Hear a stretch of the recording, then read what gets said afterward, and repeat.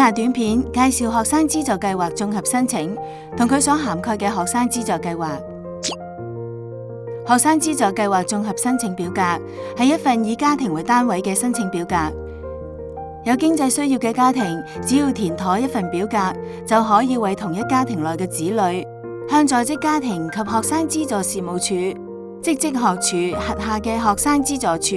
職學資處申請多項學前程度以及中小學程度嘅學生資助。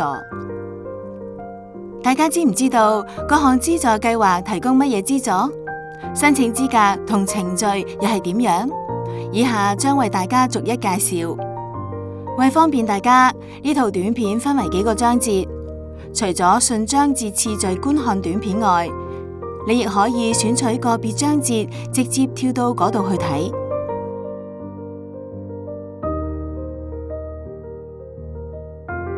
我哋先由學前學生資助講起。幼稚園學童嘅父母可為子女申請幼稚園及幼兒中心學費減免計劃，同幼稚園學生就學開支津貼。前者以學費減免方式提供資助，而後者則提供就學開支津貼，以支付學童嘅幼稚園教育同學習開支。幼稚園學童要喺教育局註冊並參加幼稚園教育計劃嘅本地非牟利幼稚園就讀幼兒班 K1、低班 K2 或高班 K3， 並喺入學年度嘅8月31日年滿2歲8個月。另外，0至3歲學童如果喺社會福利署轄下嘅註冊幼兒中心接受全日制託管服務，父母可以申請學費減免，但就學開支津貼就唔適用。學資處亦有提供多項為中小學生而設嘅學生資助計劃。第一項係學校書簿津貼計劃，呢項計劃向就讀於官立學校、資助學校、按位津貼學校同直接資助計劃下嘅本地學校而有經濟需要嘅小一至中六學生提供津貼，以支付必須嘅書簿費用同雜項就學開支。第二項係學生車船津貼計劃，呢項計劃係為就讀於各中小學校或喺認可嘅院校修讀全日制至學士學位課程，居住地點同學校距離超逾10分鐘步行時間，同需要乘搭公共交通工具上學而有經濟需要嘅學生提供車船津貼。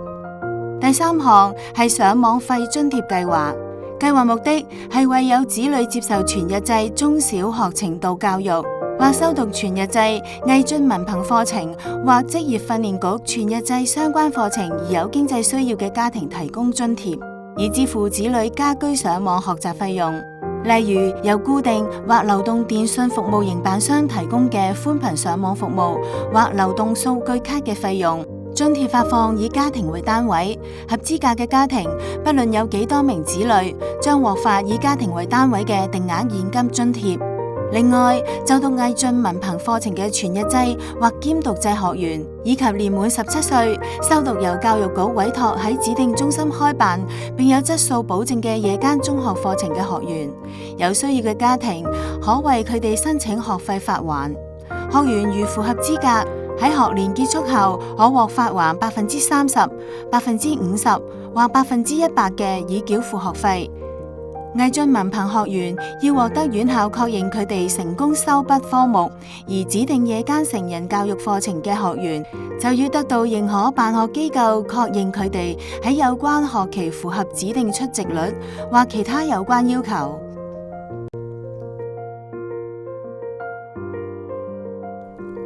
我哋將由申請學生同申請人兩方面介紹學生資助計劃綜合申請嘅申請資格。申請學生必須係未婚嘅香港居民，擁有香港居留權、入境權或不附帶任何逗留條件，但逗留期限除外嘅有效香港居留許可。只持有旅遊簽證、雙程通行證、學生簽證、父親或母親持學生簽證或旅遊簽證來港嘅學生，並不符合資格申領資助。申請人方面，必須係申領資助學生嘅父親或母親，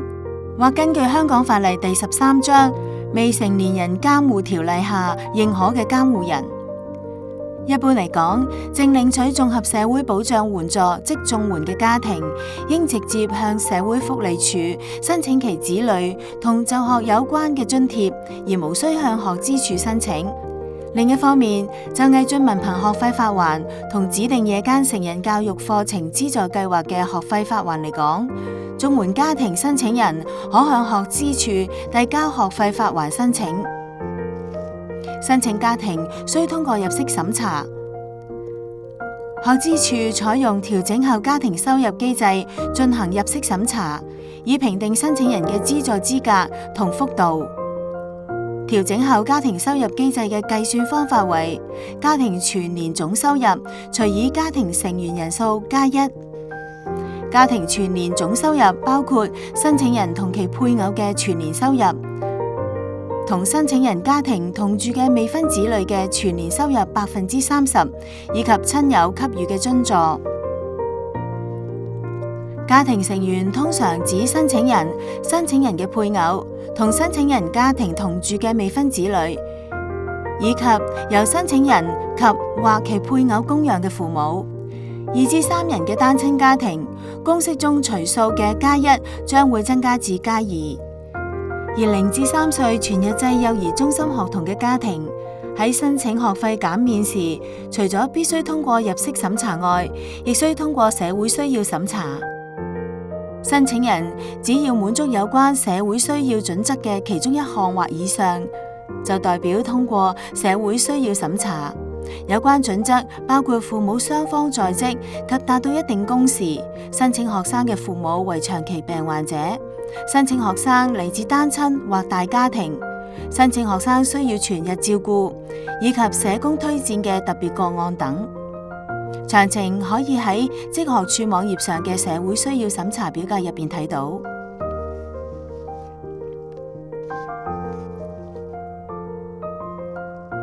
學資處會根據申請人嘅調整後家庭收入，評定佢可獲得嘅資助幅度。中小學程度嘅學生資助計劃設有全額或半額資助。學前學生資助計劃嘅資助幅度，除咗設有全額及半額資助外，亦設有3/4額嘅幅度。各級資助幅度相應嘅調整後家庭收入上限，會按年作出調整。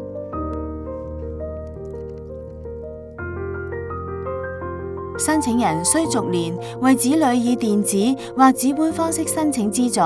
每個家庭只需遞交1份申請。申請時序係咁嘅：中小學生資助嘅持續申請人，即喺上一學年成功申請嘅申請人，包括成功申請學前學生資助並有子女喺新學年升讀小1嘅申請人，會喺每年約3月中起陸續收到用嚟喺學資處電子通網頁開啟預填電子表格嘅登入碼或紙本預印表格等申請文件。佢哋應盡快喺5月底前遞交申請。如果係喺上一學年只曾成功申請學前學生資助嘅持續申請人，就會喺每年約5月起陸續收到用嚟喺學資處電子通網頁開啟預填電子表格嘅登入碼或紙本預印表格等申請文件。佢哋應盡快喺6月底前遞交申請。新申請人方面，中小學生資助嘅新申請人可以喺每年5月起喺學資處電子通網頁直接填寫電子表格同遞交申請，亦可以喺各民政諮詢中心同學校索取申請文件，或者喺職學處網頁下載，並應盡快喺5月底前遞交申請。另外，學前學生資助嘅新申請人就可以喺每年7月起喺學資處電子通網頁直接填寫電子表格及遞交申請，亦可以喺學校索取申請文件，或喺職學處網頁下載，並盡快遞交申請。詳情可以參考學生資助計劃綜合申請嘅申請指引或職學處網頁。學資處亦有短片介紹點樣經網上填寫同遞交電子申請表格，同埋點樣填寫紙本申請表格。你可以喺職學處網頁揾到相關短片。除咗學前學生資助外，學資處喺一般情況下唔會接受喺申請學年3月1日或以後遞交嘅申請。對對於特殊個案，學資處會按個別情況作出考慮。個別資助計劃嘅截止申請日期可以參考學生資助計劃綜合申請嘅申請指引或職學處網頁。如對學資處嘅學生資助計劃有任何查詢，可瀏覽職學處網頁或致電熱線28022345。